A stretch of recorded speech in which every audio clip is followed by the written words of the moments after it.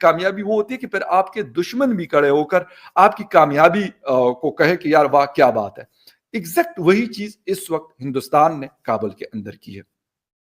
देखिए 50 टेररिस्ट आते हैं बाइसिकल पे, बंदूक और गोली समेत, और एक पोस्ट पे पहुंच जाते हैं और अटैक करते हैं और 13 लोगों को शहीद कर देते हैं। एक आदमी उनका मारा जाता है।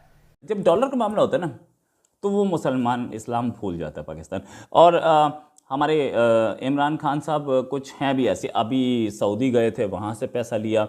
जहाँ जाते हैं पैसा ही लेने जाते हैं, और ये कटोरा घूमता रहता है cross the world. What about Iran? अगर ये उधर से आए हैं तो ये 50 लोग कैसे आ सकते हैं भाई उधर से विदाउट देम नोइंग? अब उनको तो आपने वक्त नहीं देना है, उनका तो कंट्रोल उस एरिया में तो है। कभी कभी मुझे ऐसा लगता है कि वज़ीर आज़म इमरान खान किसको बेवकूफ़ बनाने की कोशिश कर रहे हैं। वो हमें बेवकूफ़ बना रहे हैं, वो अवाम को बेवकूफ़ बना रहे हैं, वो अपने लोगों को बेवकूफ़ बना रहे हैं, वो अपनी कौम को बेवकूफ़ बना रहे हैं, या फिर वो पूरी दुनिया को बेवकूफ़ बनाने की कोशिश कर रहे हैं। होने चाहिए कि क्या हिंदुस्तान को हम कुछ नहीं कह सकते, क्या हम अमेरिका को कुछ नहीं कह सकते? इतना डरने और खौफ में आने की जरूरत नहीं है। एक्सपर्ट्स हैं वो ये कह रहे हैं कि वहां पर अफगानिस्तान में इस वक्त जो हालात थे उसको मोदी जी और उसकी टीम ने अपने हक में कर लिया। हेलो दोस्तों, स्वागत करता हूं आप सभी का आपके अपने YouTube चैनल पलटवार पर। दोस्तों, ये पाकिस्तान हमेशा अपने आवाम को झूठा चूरन बेचता है। जब इसके सर से पानी ऊपर चला जाता है और जब ये किसी चीज में नाकामयाब हो जाता है तो ये सीधा सीधा आरोप भारत और आजकल तो अमेरिका पर भी डाल देता है। जो कुछ भी इससे कंट्रोल नहीं होता है वो इल्जाम रॉ पर डाल देता है। ये तो रॉ की साजिश है, सीधी सीधी बात है, फेक प्रोपोगेंडा। तो दोस्तों, एंजॉय कीजिए पूरे डिबेट को। वो वीडियो अच्छा लगे तो लाइक करें, चैनल को सब्सक्राइब करें और अपनी राय कमेंट बॉक्स में जरूर दें। जय हिंद, जय भारत।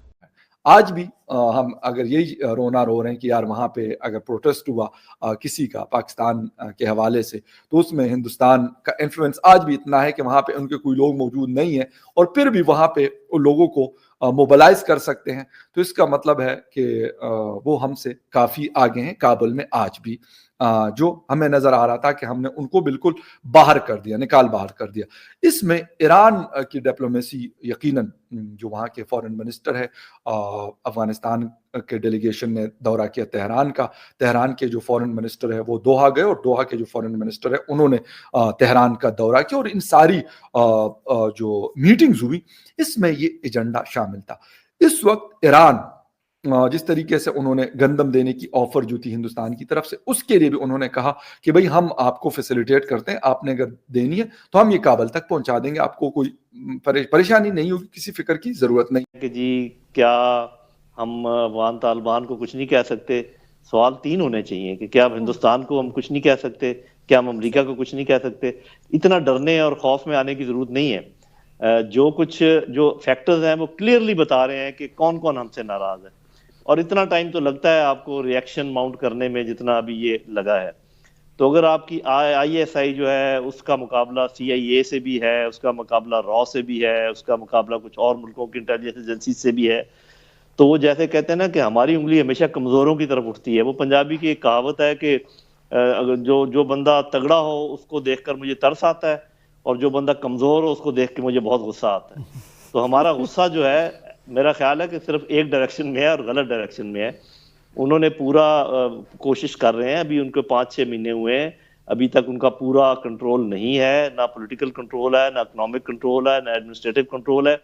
उन पर तो हमने बहुत उंगलियां उठा दी, और जो हमारी पूरी कोस्ट लाइन मौजूद है, पूरा इंडिया की सरहद मौजूद है, और भी हमारी सरहदें हैं, उनकी तरफ शायद इसकी वजह ये भी है ना जनरल साहब कि वो भी डायरेक्टली तो हमारे साथ वॉर उस सिचुएशन में नहीं है, चाहे इंडिया हो चाहे अमेरिका हो।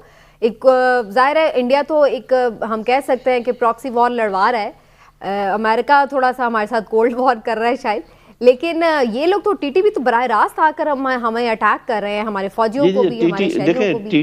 टीटीपी तो एक फेस है ना, टीटीपी तो आगे का एक उनका आलाकार है। जी, आलाकार है।